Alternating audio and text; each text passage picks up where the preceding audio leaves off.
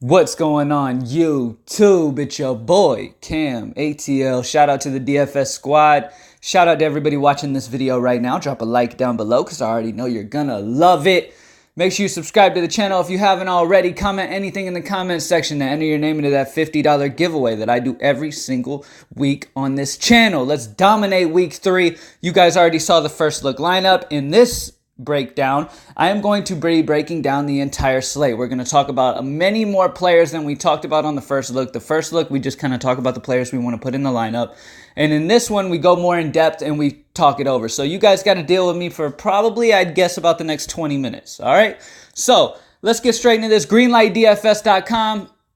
You are listening to this on Friday. I'm recording this Thursday night. You are listening to this Friday.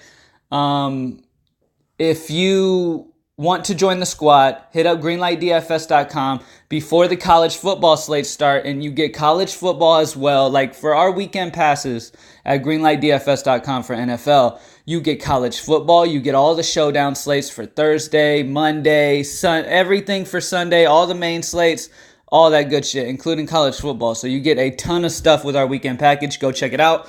Let's get straight into this, man. Starting off at quarterback. All right, so we have this big game at the top here with Patrick Mahomes, Lamar Jackson. If I had to choose one side of this, I would go probably Lamar Jackson, $600 less. He's been absolutely balling this season. His arm has gotten so much better. He's always had the throwing power, but the accuracy has been the issue for him. He's always been on the run constantly. And now he's kind of toned the running down a little bit, even though he ran for over 100 yards last game. I believe. Let me verify that. Yeah, he rushed for over 120 rushing yards last game. That's a great sign. Going against Kansas City, a team that will score against the Baltimore defense regardless of how good they are. I think this game is going to be a great game, and you want as much exposure as you possibly can to this game, but you're going to have to spend to get exposure to it. You feel what I'm saying? So if you have the money to go one of these two quarterbacks, I'm leaning Lamar Jackson for how much he does on the ground, as well as how much he might be forced to do through the air against this KC team who has a horrible defense, but their offense can score against any defense in the entire league. So I am leaning Lamar Jackson in that matchup, and I absolutely love that game. So if you're able to do it, I think he's definitely, the floor is gigantic here for Lamar Jackson against Kansas City. He's probably got a floor of about 25 in this game. I can easily see him crossing the 30 threshold, which is something he's done both games already this season. So I definitely see another huge one out of him here. And at 600 less than Patrick Mahomes, yes, please. Now, Tom Brady's dealing with a little bit of an injury, but Tom Brady's Tom Brady. He will play, okay? He will be in this game. Going against the Jets, they are 23-point favorites. Absolutely ridiculous. I understand it because the Jets are throwing out Falk, their third-string quarterback. At this point, I feel like Colin Kaepernick needs to be on a team. It's ridiculous that he hasn't been signed yet. Seeing that, the dude's been ready. It's not like he stopped working out. The dude's ready. Okay, all of these teams, there's so many teams in the league that are down to bullshit quarterbacks, yet Colin Kaepernick, who is a huge threat on the ground, as well as he's been working on his accuracy. I guarantee he's a little bit more accurate. I'm not saying in no means is he a great quarterback, but I do feel like there's multiple teams in the league right now that could use Colin Kaepernick's rushing ability, all that good shit. Like, they could use him, okay? Let's be real. A lot of these quarterbacks are worse than Kaepernick, let's be honest. Kaepernick's not great, but come on. Anyways, the Jets are down to their third stringer. New England's going to dominate this game.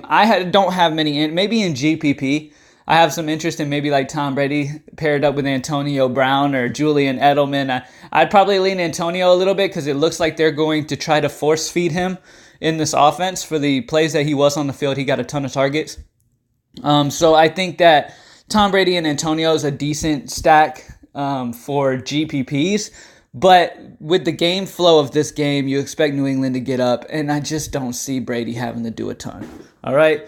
Next up, Dak Prescott, man. Okay, so they're 21-point favorites, which is another, them in New England is huge. You really don't have to go quarterback in either one of these because the way it calls for is a bunch of running back, which is why Ezekiel Elliott's probably my best play on the entire slate. He's my favorite guy on the entire slate, just his ability, how good he is, and in the matchup that he's in against a horrible defense and a game script that's leaning towards him. Zeke is by far probably my favorite play on the entire slate.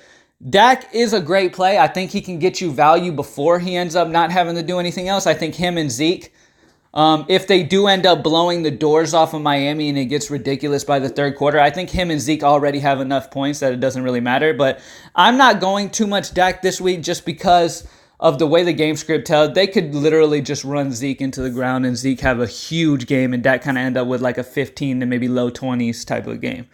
But yeah, I love Zeke, so I will not have much Dak at 6'5". I do like a receiver, though. We'll talk about him in a minute. I'm not in love with Deshaun Watson, but it's a decent matchup against the Chargers. Some other guys I'm interested in. I like Matt Ryan down here at 5'7" in a dome.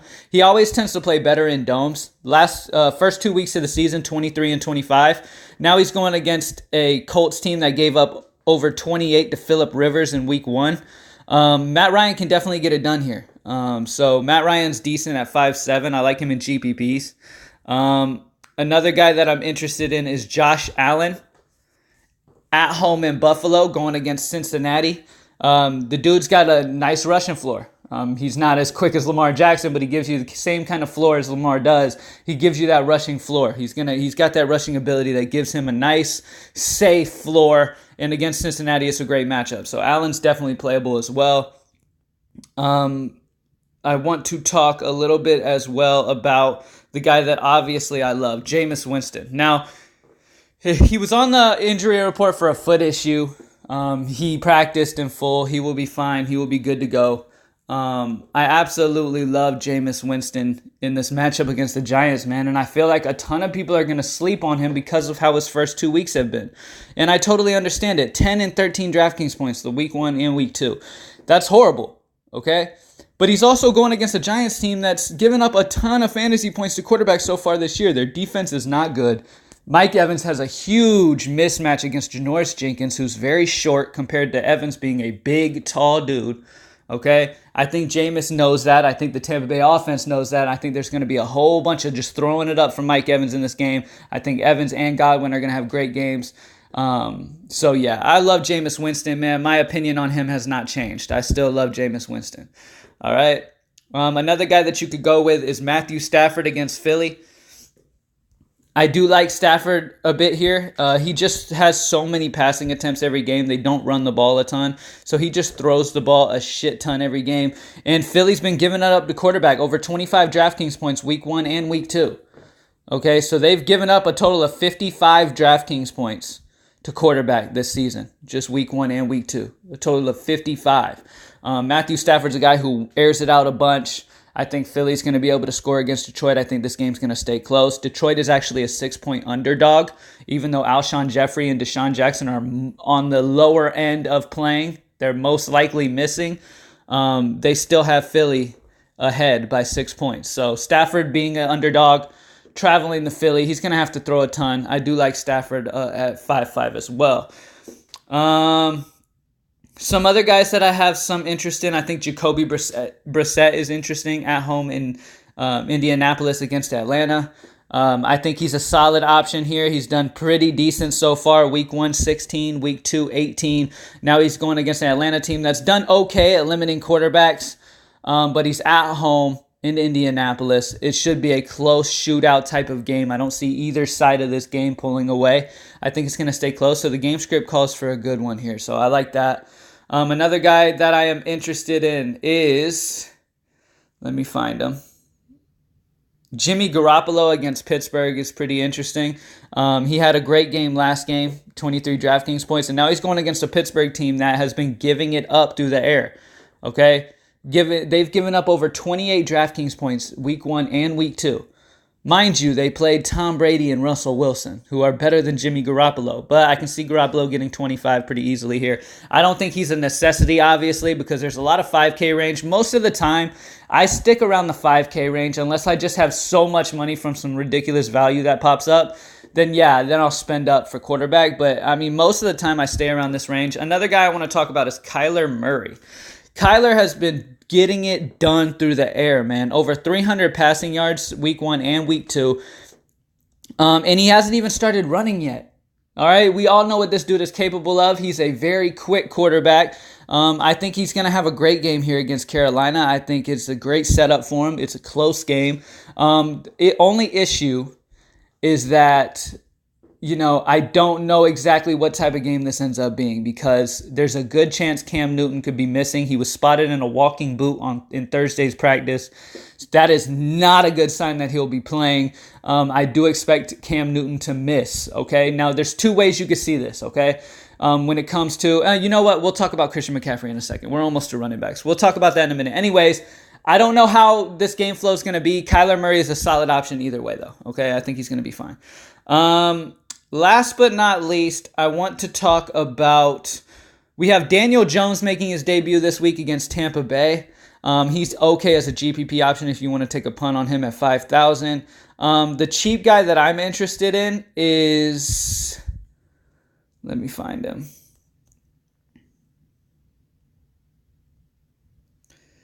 Let me find my boy. The guy I am interested in is Mason Rudolph. Mason Rudolph is the one I'd probably spend for because he looked pretty good in his limited time that he was out there on the field. Going against San Francisco, a team that gave over 22 DraftKings points to Andy Dalton, I can see Mason Rudolph getting about 18 DraftKings points here if I had to guess. At 4.8, that's pretty good. All right, so I think Mason Rudolph is a fine punt if you want to spend down in GPPs for quarterback. All right, now let's talk about running back. So I was getting into running back already. So a lot of people have been talking about Christian McCaffrey, and I understand. So there's two ways you can look at this, okay? Now, first thing I'm going to say is that Ezekiel Elliott's the best play on the board, okay? Let's not overthink it, all right? He's the best play on the board regardless. Going against Miami, huge favorites, huge calling for running backs.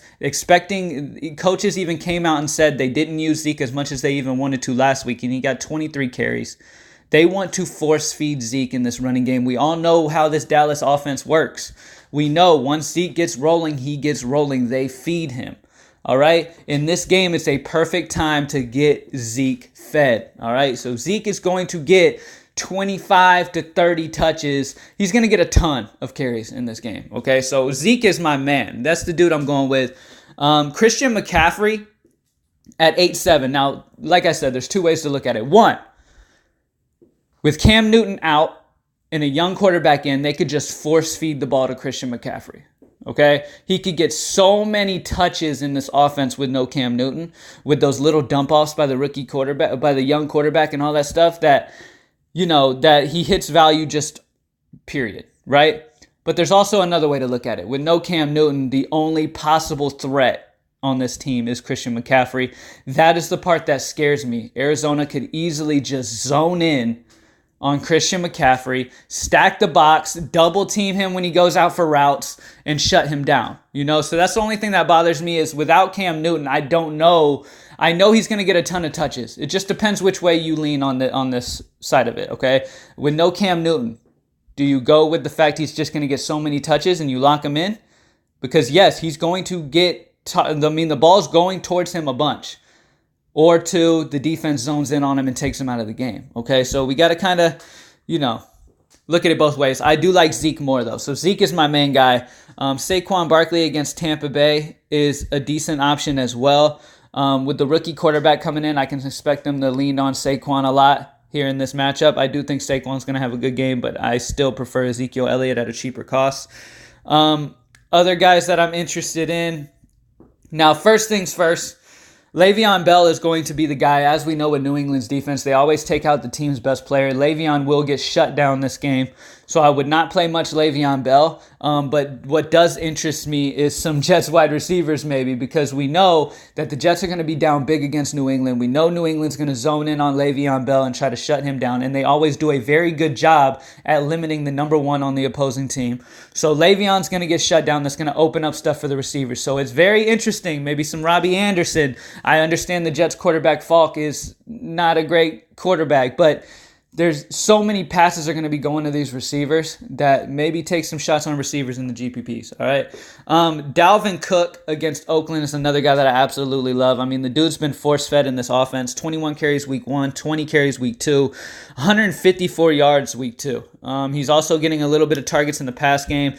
They have over a 26-point implied total. They're also 9-point favorites. Great news for Dalvin Cook. It sets up perfectly for him. Going against Oakland, it's a solid matchup. I absolutely love Dalvin Cook. He is definitely in my game plan as well. Another guy, Austin Eckler at home in Los Angeles. I definitely see it. Okay, I can completely understand Austin Eckler. DK is a GPP format, full point PPR GPP format, so obviously that's good for pass catching backs. Eckler has done very well, 39 week 1, 24 week 2. Going against Houston, where Alvin Kamara put up over 23 DraftKings points week 1, and Kamara is kind of the same type of back, where he catches a bunch of passes out of the backfield. So I think Eckler could have a good game here, yes. For 600 more, I would just rather Dalvin Cook, to be honest with you, but Eckler's a fine option as well. All right. Now, I've already talked about this dude a bunch, and I'm not going to get off of him because I love the dude. Marlon Mack. Now, here's the issue. He has a bit of an injury thing that popped up after we talked about it in the first look, okay? It says he was listed as a non-participant in what Coach Frank Reach classified as a modified practice Wednesday. It looks like it was just kind of a walkthrough. It looks like Marlon Mack told reporters that he's going to be fine and good to go. So as long as he plays and he's not going to be limited in any way, we want to keep an eye on that. He is a great option at that price point of 5.8. I hope he plays because I really liked him in that price range. Another guy around that price that I like is Aaron Jones. The reason being is because he's over 7-point favorites against Denver. And you always want a running back that is on a team that is favored by a good amount. And that's going against a Denver defense that was not good at all against the run last season. Okay, so I definitely like Aaron Jones in their over 25 implied total offense. Big favorites against Denver. Aaron Jones is a solid option at 6-1 as well. If for some reason Marlon Mack ends up limited or something ends up going on with him. All right, because he is dealing with a bit of an injury. I know he said he's fine, but every player is going to say he's fine. Okay, if the coach isn't going to want him out there much, we're going to want to be cautious on it. So keep an eye on that. Some other guys that we're interested in getting. Let's see here. Now, a guy that I haven't talked about much that I'm interested in a little bit is Frank Gore at 4.4. Okay? Now, Devin Singletary is not practicing once again on Thursday. Okay? He is not practicing, and if he misses, Frank Gore is going to get a ton of touches in this game against Cincinnati. Okay?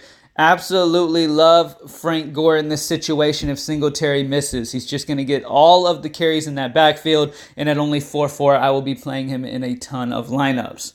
All right, let's make sure we talk about all the guys that are interesting here in this week. Another guy that is interesting to me is Phillip Lindsay. Phillip Lindsay is also a solid option to me at only 4.3 going against Green Bay. This dude can catch passes in the backfield. He actually got 6 targets week 1, 7 targets week 2. That is great for us PPR guys for DK. Going against Green Bay, we know that Denver is going to be behind, having to throw to keep up. Green Bay did not do well at all against the ground game last week, letting Dalvin Cook get over 31 DraftKings points. I think Phillip Lindsay is also a solid option at 4.3. He's a cheap option that you can go with, and I don't believe anybody's going to have him. I already talked about Aaron Jones. I wanted to mention him. I'm not on Josh Jacobs this week. The matchup is just not a good one at all for him, so I will not be playing Josh Jacobs this week. Another guy that let's talk about for a second. All right, now, Mark Ingram is a bit interesting here. Okay, I'm not going to lie. Mark Ingram's a bit interesting here. Only issue is, are they going to utilize him enough against Kansas City? Is this game script going to be to the point where Kansas City gets up on Baltimore and they stop the running game, or does this game just keep scoring back to back to back and they stay close and they utilize their running back? You know what I'm saying? I can see Mark Ingram getting a few red zone touchdowns. I would not be surprised if Ingram vultured a few red zone touchdowns and took away from the Lamar Jackson owners and the Hollywood Brown owners and the Andrews at tight end owners. I would not be surprised to see Ingram take away a few red zone touchdowns. So he's interesting in GPPs. Nobody's really on him. Anybody else I'm on? Not really. I'm not very interested in many other people. I will not be playing anybody else. Wide receiver. I've been going on and on forever. Let's get straight to it. Now, I'm going to talk about straight up the guys that I love, all right? Emmanuel Sanders, already talked about him in the first look lineup. Absolutely love this dude, man. 7 targets week 1, 13 targets week 2. They're starting to get a little, a little connection formed. Going against Green Bay, we know they're going to be behind. They gave up over 20 DraftKings points to Allen Robinson week 1. Love the fact that Denver's going to have to be throwing in this game here against Green Bay. Love Emmanuel Sanders, and Phillip Lindsay is also a solid option as well on that team. Another guy that interests me is Kenny Golladay. I didn't talk about him much in the first look lineup, but I definitely like him here. 9 targets week 1, 10 targets week 2. Had an amazing game against the Chargers last week. Now he's going against Philly. Sidney Jones is going to be lined up against him, who just gave over 30 DraftKings points to Julio last week. Kenny Golladay is not Julio, but I think he can put up a solid performance at 6'6". I like Golladay in GPPs. Another guy. You guys know I love Mike Evans, but another guy that I do like Chris Godwin as well as Mike Evans. If you want to full stack this, you can go Winston, Godwin, Evans going against the Giants and hoping that rookie quarterback can keep the game close, and everything, it just ends up being a little shootout going on here with the Giants defense being absolutely garbage. So Chris Godwin, yes, I love Chris Godwin. A guy that I love, talked about him in the first look, Marquise Brown for Baltimore, Hollywood Brown. Okay, this dude was on the 50. He played 51 of the Ravens' 79 offensive snaps, as you can see on the screen right now. The dude gets targeted heavy while he's in the game. 13 targets, 8 catches for 86 yards in week 2. That was the only issue that we saw with him week 1. We were like, okay, I get he caught 2 bombs, but he only got 5 targets, and that's what kind of bothered me a little bit. But week 2, he came out and got 13 targets, 8 catches for 86 yards. They're definitely wanting to utilize him, and this is an amazing position for him going against Charvarius Ward. Absolutely love Marquise Brown here. I think he's going to beat Ward multiple times. I think he's going to have a huge game, and I love pairing him up with Lamar Jackson in my Lamar Jackson lines. All right. Obviously, Mike Evans, absolutely love him. Another guy I want to talk about is Keenan Allen. All right. Now, Allen was limited in practice Wednesday. I do expect him to play, though. They're missing a lot of weapons in this offense. Hunter Henry is out. They're going to be throwing the ball a bunch, and it's looking like Keenan Allen is going to be force-fed in this offense. 15 targets last week. He didn't get in the end zone, which is disappointing, because if he would have had a huge game. But 15 targets is a great sign. Now he's going against Houston. He's going to be matched up with Bradley Roby, who is not that good. He gave up over 25 DraftKings points to Michael Thomas week 1. He did well against Dede week 2, but Keenan Allen is no Dede Westbrook. So Keenan Allen's a great option at 7,000. Love him. If you end up going Matt Ryan, who I mentioned that I like playing in the Dome, obviously you want to match up your boy Julio Jones with him in the Dome. He's going to be going against Rocky Sin. I love Julio in this matchup here, man. He's gotten over 10 targets week 1, 10 targets week 2. The dude's got 3 touchdowns on the year through 2 weeks. He's just getting targeted in the red zone. Love Julio and Matt Ryan together in GPP. All right. Another guy that I want to talk about is Christian Kirk. He flies under the radar. Nobody ever talks about him, but the dude's been getting some targets from the young boy. Him and the young boy have been pairing up, man. He got 10 DraftKings points week 1, and then he got 20 week 2. He got 12 targets week 1, 8 targets week 2. So this dude's getting targets. He's averaging about 10 targets a game. And he's going against James Bradbury, who gave up 16 DraftKings points to Woods week 1, 29 DraftKings points to Godwin week 2. Christian Kirk's in a great spot at 5,000. Love him in GPP because nobody is talking about him, and he's definitely a force to be reckoned with. Now, let's talk about some cheap guys that are going on here.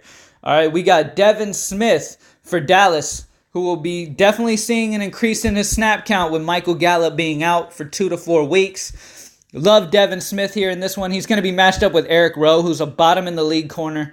Absolutely love Devin Smith here in this one. I mean, he finally got some, obviously, with Gallup out. When Gallup left the game last week, he got 3 targets and got a touchdown. So he was targeted, and I absolutely love Devin Smith. He's only 3-4 and gets you a receiver in the highest total game of the week. Okay? Devin Smith is going to be in a majority of my lineups. Absolutely love Devin Smith against Miami. Great matchup. Only thing that makes you wonder a little bit is if Dallas gets up big, they're really not going to need Devin Smith. But honestly, at the end of the day, if Dallas gets up big, Devin Smith is going to have value at that point at 3-4. All right, so I love Devin Smith at 3-4. He's an amazing option. Another guy that's going to benefit, of course, is Randall Cobb. A lot of people are talking about Devin Smith because he's so cheap. But Randall at 4-6 is definitely going to get more targets in this offense with no Gallup. Okay? Absolutely love Randall Cobb as well at 4-6 that nobody's talking about. All right, he's also a solid option. Another guy that I want to talk about is... All right, let's talk about some of these young guys for Kansas City. All right, so obviously Sammy Watkins is probably going to be the guy that they're going to pay the most attention to in the receiving core. I do like, I do like some of these other Kansas City guys that ended up having great games. Like Demarcus Robinson is a solid option against Baltimore here in this one. Because so much attention is going to be on Sammy and Travis Kelce. I think that guys like Robinson could have another great game as well. And that other young boy, I'm blanking on his name right now. Is it DeAnthony? No, it wasn't DeAnthony Thomas. It was the young dude. I can't remember his name right now, but you know what I'm talking about. All right, the cheap guy. All right, anyways, let's talk about tight end now. We've gone through most of the wide receivers that I'm interested in. All right, so at tight end, I mentioned Travis Kelce. I do like him against Baltimore. Baltimore's defense is really, really good, so it's kind of hard to know where this is going to go, but I would expect it to be a lot of the lesser-known receivers of Kansas City. Like the guys who shined last week, I could see them doing good again this week with Baltimore's defense zoning in on Kelce and Watkins, trying to slow that down and making Mahomes hit his other targets, which he can, obviously. But I could definitely see that going on. Now, at tight end, the way that I really, really love Mark Andrews. He didn't practice Wednesday. He's dealing with a foot injury. I expect him to play, though. It's definitely scary a little bit, but they're saying it's most likely maintenance related, just trying to keep him healthy. That's why he's not practicing. Mark Andrews has been getting a ton of targets in this Baltimore offense, and he might be slept on as one of the guys that is paired with Lamar, or one of the guys that's played in this game, because I think Hollywood Brown's going to have a lot of attention in this game. But maybe Andrews falls under the radar a little bit at 4-6. I mean, the dude's gotten 8 targets week 1, 9 targets week 2. He's gotten a touchdown in both those games. He's also cleared 100 reception yards in both those games. Now he's going against Kansas City where they're going to have to throw the ball. Love Mark Andrews, Hollywood Brown paired with Lamar Jackson. That is my favorite part of that game. I want the Baltimore side of it with Lamar, Mark Andrews, and Hollywood Brown. All right? Now, talking about other guys. Evan Ingram. It should be a nice little safety valve for the rookie coming in and making his start. I definitely think Evan Ingram could have a big game against Jordan Whitehead, who will be defending him. Already talked about Greg Olsen. That's another guy that I'm interested in. He's dealing with a little bit of an injury himself, but we know the dude's old. He's, being old is his issue right now. He's always got some type of injury issue, and it's because he's old. All right? Greg Olsen did practice in full, though. He will play. I would expect Olsen to be one of those safety valve guys. Because Cam is not playing, though, I'm not on Olsen as much. Because Cam Newton, we know, loves relying on Greg Olsen. This young dude, I don't know exactly. You know what I mean? We don't know exactly. I could see him using a lot of McCaffrey, depending on if McCaffrey's shut down or not. We don't know. I don't think McCaffrey can be absolutely shut down, but I think he can be limited in a way. But yeah, Greg Olsen, if they do zone in on McCaffrey, Greg Olsen could end up having a good game as a nice little safety net for this quarterback. Another guy that I like is Zach Ertz. I like Zach a lot against Quandre Diggs, is who will be defending him for Detroit. It's a good matchup for Ertz, man. And I mean, with all these receivers hurt for Philly, I could definitely see. I mean, obviously, I love Nelson Aguilar. You guys know that. Talked about him in the first look lineup. Did not mention him in this part, but you guys know I love Nelson Aguilar. He is definitely a guy that you need to play for Philly at a very cheap price. Him and Devin Smith are very cheap receivers that I absolutely love this week. But Zach Ertz is another guy that's going to benefit, and maybe he could go under the radar. Dude got 16 targets last week. He's going to get so many targets this week against Detroit. It's ridiculous because Wentz is going to rely on him a ton. So I absolutely love Zach Ertz. If I find a way to afford him, I will. All right? Um, Outside of that, there's not that many receivers that I'm very interested in. I mean, I've been really trying to, ever since Cam Newton is most likely missing, I've gotten off of Greg Olsen, and I'm kind of looking more towards spending up, kind of like a Mark Andrews. Zach Ertz are probably my favorite tight ends of the weekend, because Ertz is going to get so many targets with Alshon and Deshaun out, ridiculous amount of targets against Detroit, and Mark Andrews in a great game, especially in my Lamar Jackson versions. I'm definitely going to want some Mark Andrews. So those are the two guys I definitely love at tight end. Let's talk about defenses. Once again, the Patriots defense is going to be a great play against Falk here in the Jets. Absolutely love the Patriots at home against them. I think the Patriots are an amazing play at 3-8. I'm not going to fault you for that at all. The Dallas Cowboys, if you have the money, is perfectly fine as well. They are at home in Dallas going against Miami. That is going to be ugly for Miami. This Cowboys defense is probably going to get a bunch of turnovers here, with Miami trying to catch up. And, I can see the Cowboys getting some pick sixes and a lot of key turnovers in this game. I'm leaning the Patriots though slightly at a nice little cheaper cost though. All right. But who really sticks out to me, and one of my favorite guys, if I'm trying to pay up and get a part of that Baltimore-Kansas City game, you're going to have to save the Arizona Cardinals against Carolina without Cam Newton. This really sticks out to me a lot here. Arizona's at home in Arizona. No Cam Newton most likely. This is a great spot to target here. Love Arizona at only 2.7. They are the cheap defense that I absolutely love. If I decide I want to pay up and get some studs in my lineups, and I want to go with like Lamar Jackson type of version, you're going to have to save somewhere. And this is where I would do it. Love Arizona at home against Carolina without Cam. All right. And that's about it, man. Obviously, I love the Vikings D against Oakland as well. I talked about the Vikings D. It's just great overall. They're only 3-3. The Seahawks at home in Seattle. Seattle's always a tough place to play. And now Teddy Bridgewater is coming in and having to do things in this tough environment. I could see him struggling a lot as well. So there's multiple defenses that we can use this week. Cowboys and Patriots are at the top of the list. If you need to save, the Arizona Cardinals are my favorite point per dollar defense of by far this weekend. And then the Vikings and Seahawks are solid options for GPP. They will be much lesser owned. All right, thank you guys for joining me as always, man. I hope I was able to talk about every player that you guys wanted. Good luck in week 3, greenlightdfs.com. Drop a subscription down below, drop a like down below, and let's get it. I'm out.